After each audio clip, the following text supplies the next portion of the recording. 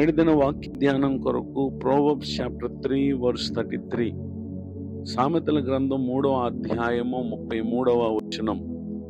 భక్తిహీనుల ఇంటి మీదకి యెహోవా శాపము వచ్చును, నీతిమంతుల నివాస స్థలమును ఆయన ఆశీర్వదించును. చదవబడిన ఈ వాక్య భాగంలోని దీవెన నా ప్రియులకు మీరందరూ పొందుదురుగాక. వాక్య ధ్యానం కొరకై ప్రార్థన. ప్రేమ కలిగిన మా తండ్రి, మీకు వందనాలు. నేడు చదవబడిన ఈ వాక్య భాగం ద్వారా మాతో మాట్లాడి మమ్మలను బలపరచుమని యేసు క్రీస్తు నామములో ప్రార్థిస్తున్నాను తండ్రి, ఆమేన్. చదవబడిన ఈ వాక్య భాగంలో భక్తిహీనుల గృహము, రెండవదిగా నీతిమంతుల గృహమును గూర్చిన విషయాలు ఇక్కడ మనం చూస్తూ ఉన్నాం. భక్తిహీనులు అనగా ప్రార్థన, వ్యక్తిగత ప్రార్థన, కుటుంబ ప్రార్థన, ప్రభువును గూర్చిన స్తుతి, దేవుని వాక్యం చదువుట, ధ్యానించుట, దేవుని సేవకులను తమ గృహానికి ఆహ్వానించుట, దేవుని సన్నిధికి కుటుంబం అంతా వెళ్ళుట, ఇట్టి విషయాలలో ఏమాత్రం శ్రద్ధ చూపని వారు ఎవరైతే ఉన్నారో వారు ప్రభువు దృష్టిలో విశ్వాసం లేనివారు, భక్తిహీనులు.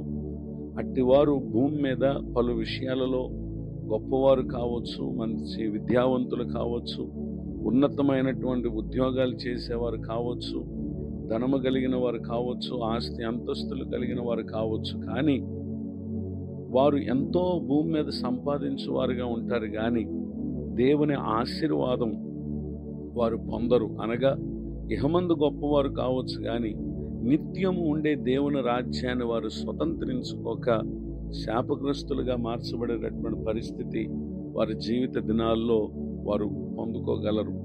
ఆ కారణాన్ని బట్టి ఈ దినం భక్తిహీనత కలిగినటువంటి గృహస్థులుగా కాక దేవుని ఆశీర్వాదం పొందేటటువంటి గృహంగా ఉండాలి అని అంటే దేవుని వాక్యం నేడు తెలియపరుస్తున్నటువంటి మాట, నీతిమంతుల గృహముగా మన గృహం ఉండాలి అనేటటువంటి విషయాన్ని దేవుని యొక్క వాక్యం మనకు తెలియపరుస్తూ ఉంది. నిర్గమకాండం 7వ అధ్యాయము 17వ వచనం మొదలుకొని రాయబడినటువంటి మిగిలిన అధ్యాయాల్లో అక్కడ ఇశ్రాయేలు ప్రజలు ఐగుప్తు దేశంలో నివాసం చేస్తున్న కాలమందు ఐగుప్తీయుల మీదకి 10 తెగుళ్ళు వచ్చాయి. అయితే ఆ తెగుళ్ళలో ఏది కూడా ఇశ్రాయేలీయులకు హాని కలుగు చేయలేదు. ఎందుకనంటే వారందరూ కూడా దేవుని యందు విశ్వాసం ఉంచినటువంటి వారు. ఐగుప్తీయుల్లో దేవుని గురించినటువంటి విశ్వాసం వారికి లేదు గనుక, వారు దేవుని ప్రజలకు విరోధులుగా ఉన్నారు గనుక భయంకరమైనటువంటి నష్టాన్ని, నాశనాన్ని వారు తమ ఇళ్లలో అనుభవించినటువంటి పరిస్థితులను మనం చూస్తూ ఉన్నాం.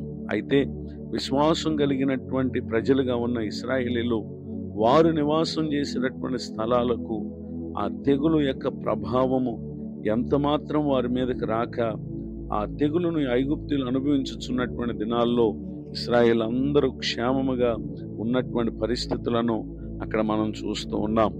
ఈ మాటలు వింటున్నటువంటి నా ప్రియ సహోదరి సహోదరులు, ప్రభువునందు విశ్వాసం ఉంచి అనుదినము ఆ విశ్వాసంలో మనం బలపరచబడుటకై మనం కలిగి ఉండవలసినటువంటి కొన్ని ప్రాముఖ్యమైనటువంటి లక్షణాలు ఏంటంటే, book of acts chapter 10 verse 2, అపోస్తుల కార్యముల గ్రంథము 10వ అధ్యాయము 2వ వచనంలో, అతడు తన ఇంటి వారందరితో దేవుని యందు భయభక్తులు గలవాడై ఉండి ప్రజలకు బహుధర్మం చేయుచు ఎల్లప్పుడూ దేవునికి ప్రార్థన చేయువాడు.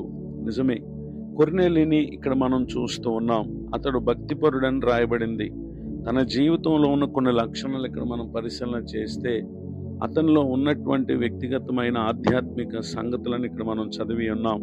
ఆ కారణాన్ని బట్టి దేవుని దూత ఆ ఇంటిని దర్శించుటను, ఆ తర్వాత దైవ సేవకుడు ఆ గృహానికి వచ్చుటను, దైవజనుడు చెప్పినటువంటి మాటలు వినుటకై వినిపించుటకై అనేక మందిని కొర్నేలి ఒక అధికారి ఉండి కూడా దేవునికి తన సమయాన్ని వెచ్చించినటువంటి వ్యక్తిగా ఉన్నాడు.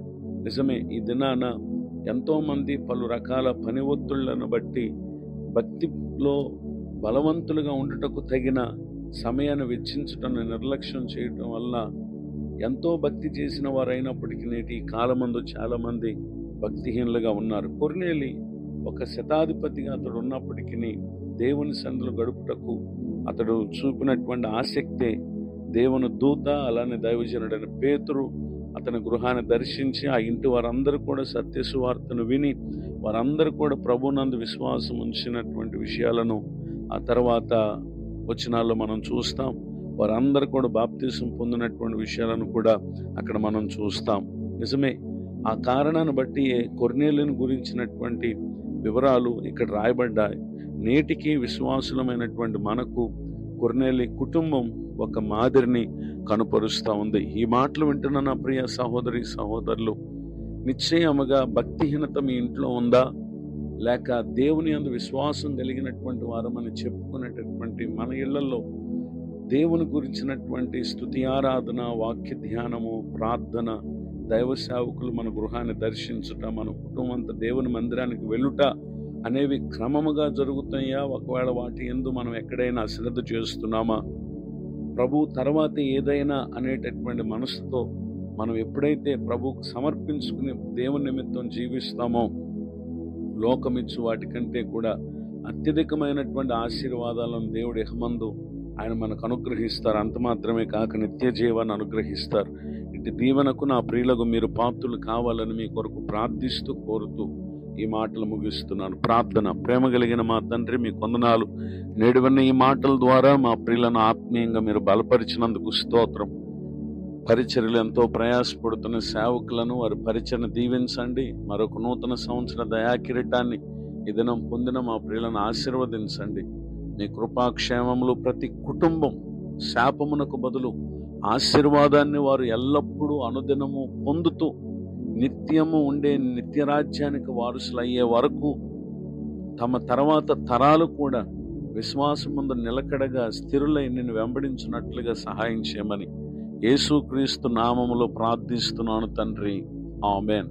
తండ్రి, కుమార, పరిశుద్ధాత్మ దేవుడితో నడిపించునుగాక. ఆమేన్.